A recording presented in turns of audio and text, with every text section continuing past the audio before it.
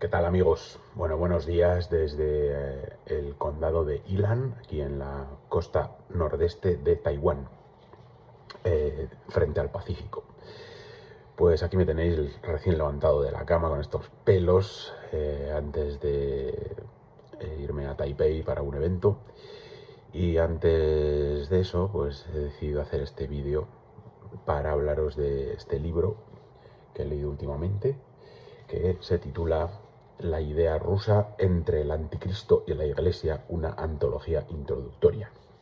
Y está editado por Marcelo López Cambronero y Artur Romczynski Van Allen para la editorial Nuevo Inicio, que creo que está ligada al arzobispado de Granada y al Banco Central Hispano, en fin, Banco Santander. Es una antología que viene con un estudio introductorio de Marcelo López Cambronero y un epílogo del otro de Artur Romczynski Van Allen, y en el que se traen a colación tres textos clave del pensamiento ruso del siglo XIX y principios del XX, concretamente un texto de Piotr Chadaev, otro de Vladimir Soloviev y el último de Nikolai Berdyaev. Bueno, ¿y de qué trata este libro interesantísimo que, bueno, lo publicaron en el año 2009? Pues se trata de hacer o de dar a los lectores una pequeña muestra del pensamiento ruso relacionado, pues, sobre todo con la religión y, por decirlo así, con la metafísica de Rusia. Los temas ligados entre sí que se discuten son sobre todo el destino de Rusia en la historia universal, indagar en qué consiste su mesianismo, y también se tocan temas paralelos inevitables, por decirlo así, como por ejemplo qué es ser ruso, qué es Rusia, si su identidad está ligada a la etnia, es decir, a los eslavos, o si su identidad está ligada a la Iglesia ortodoxa, y en este sentido se hace hincapié en el asunto de la Tercera Roma, que es lo que trata Marcelo López Cambronero en el estudio introductorio. Hace un poco de historia de los hitos, digamos, del cristianismo en Rusia, desde el bautismo de Rusia de San Vladimir de Kiev, pasando efectivamente por la cuestión de la invasión tártara, y luego la proclamación de la Tercera Roma, pues ya en el cambio al siglo XVI, una vez que ha caído Constantinopla y ya no quedan Romas, por decirlo así. Bueno, el caso es que los editores de este libro pues han querido hacer dar una pequeña muestra con tres autores clave de estos temas. El primero sería Chadaev, que escribió, si ustedes están familiarizados con la historia rusa, pues entre los años 20 y 30 del siglo XIX. Era un caso extravagante en la Rusia de entonces. Chadaev pues se llegó a convertir al catolicismo, y el texto que se trae aquí es una carta filosófica que dirige a una señora, una carta que llegó a manos del editor Nadezhkin y que la publicó sin permiso de Chadaev. La carta había circulado por Rusia en versiones manuscritas sin levantar demasiada polvareda, pero cuando fue publicada en la revista de Nadezhkin, pues sí que fue un escándalo. El zar Nicolás I cerró la revista, condenó a Siberia a Nadezhkin y declaró inestable mental a Chadaev y lo confinó en su casa. Bueno, ¿qué es lo que dice Chadaev? Pues Chadaev básicamente dice que la historia de Rusia pues ha sido una especie de error. No es un pueblo que no está civilizado, que más o menos lo que va a decir luego después el marqués de Custine, poco tiempo después, pocos años después, en el 39 por ahí, y que por lo tanto Rusia tiene que mirar a Occidente para poder entrar en la historia universal. Esa es la cuestión. Entrar y hacer algo en la historia universal. Es decir, si Rusia tiene una misión en la historia universal, tiene que ser a través de profundizar muchísimo más en lo que ya hizo Pedro el Grande a principios del siglo XVIII. Bueno,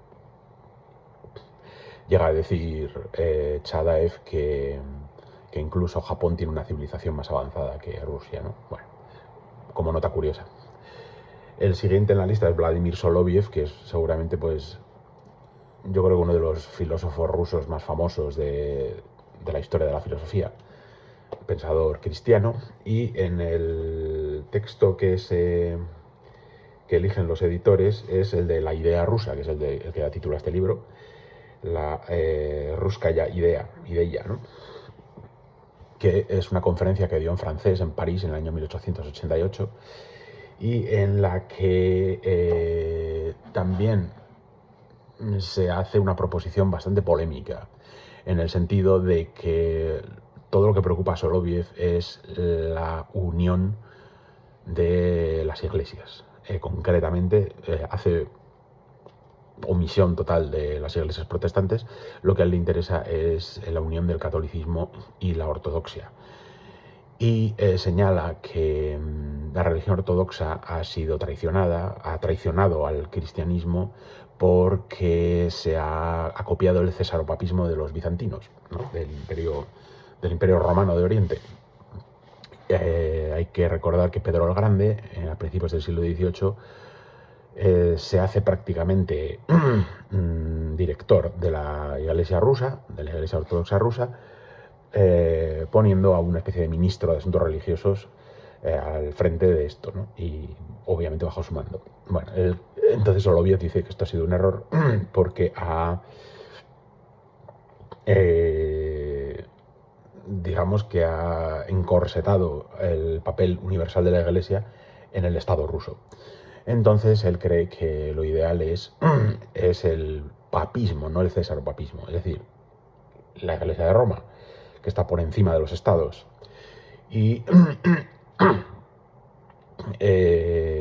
esta unión, pues, debería haber, pues, como una especie de, si se quiere, de pacto o lo que fuese, entre ambas iglesias para que el Papa fuese el Papa de todos, ¿no?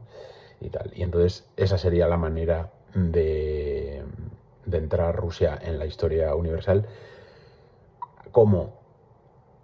Pues trayendo el espiritualismo ruso, seguramente el de los viejos creyentes, los Raskolniki, del siglo que empiezan en el siglo XVII, y fusionarlo de manera, digamos, legalística con la Iglesia de Roma. Bien. Después el siguiente texto, el último ya, es el de Nikolai Berdyaev, que se titula así: La cuestión de Oriente y Occidente en el pensamiento religioso de Vladimir Soloviev. Es decir, es una especie de comentario de texto de la idea rusa de Soloviev, pero en el contexto de toda la obra del filósofo ruso. Berdyaev, como saben, es otro filósofo ruso que vivió la primera mitad del siglo XX. Era uno de los integrantes del famoso barco de los filósofos que salió de San Petersburgo en el exilio una vez que triunfó la Revolución de Octubre y se instituyó la Unión Soviética, y que tiene un libro también, por cierto, que lo tengo por aquí, de la misma editorial, que es sobre Dostoyevsky, el espíritu de Dostoyevsky. Bueno, y lo que dice Berdyaev es que Soloviev en este texto de la idea rusa se había equivocado al pensar que la unión de las iglesias de Roma y de Moscú se iba a hacer, pues, de una manera, digamos, puramente legal. Es decir, eso es como el que ve una pared sucia y en vez de desbastarla primero y luego pintar, pues pinta directamente encima sobre lo que estaba sucio. Bueno, esto lo digo yo, esta metáfora. Dice que es una cosa, pues, puramente artificial y que obviamente la unión tiene que ser de otro tipo, tiene que ser una unión que venga, digamos, de abajo arriba y no de arriba abajo, y que por lo tanto está destinada a fracasar. Lo que dice también Berdyaev es que Soloviev al final de su vida se da cuenta de este problema, y de lo que se da cuenta también es de que en la unión de las iglesias, es decir, el conseguir la unidad de la iglesia, que era lo que según él Cristo hubiese querido, pues no se puede lograr en este mundo. Es decir, porque según Soloviev, pues la iglesia no es de este mundo, es de otro. Con lo cual, lo que hace Soloviev, según Berdyaev, es trasladar la unión de la iglesia a un plano diferente al de la realidad y trasladarlo al final de los tiempos, es decir, al Apocalipsis.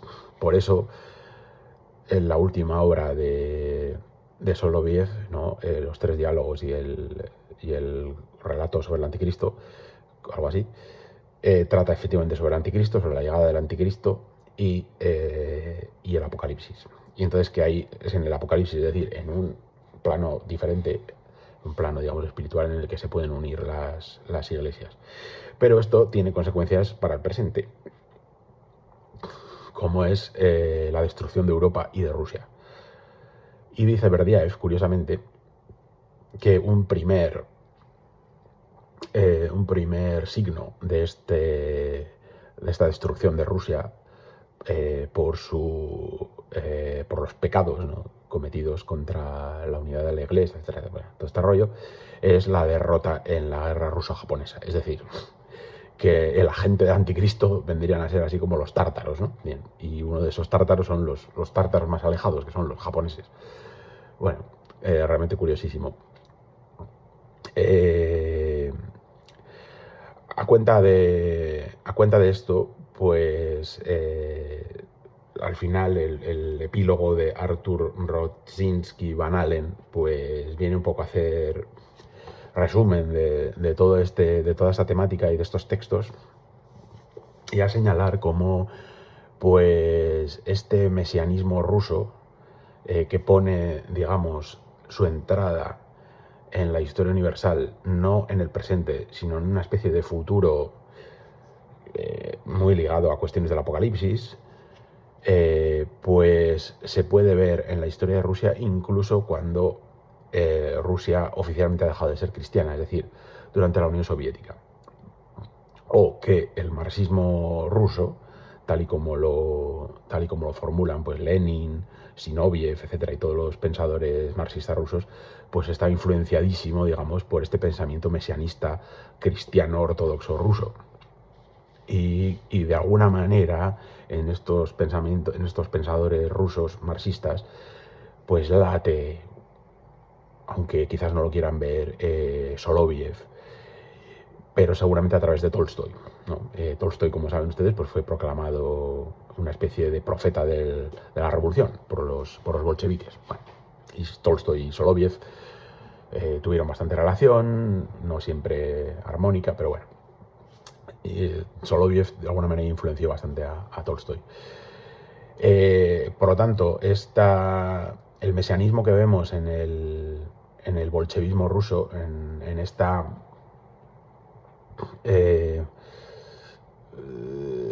creencia o incluso esta evidencia de que al final del todo el proceso de la vida, del mundo, del universo, está el apocalipsis, la unión de las iglesias cristianas, Cristo en la tierra, etcétera, etcétera, pues no está secularizado en el comunismo bolchevique. Es decir, al final del proceso está el comunismo, que ya también Berdyaev, y aquí lo señala Robinsky Van Allen, pues Berdyaev hace referencia ya a Marx como, a pesar de ser ateo, pues procede de familia judía, y de alguna manera el mesianismo judío estaría actuando a través de Marx, que además, influenciado por Hegel, que también está ahí reproduciendo, digamos, un esquema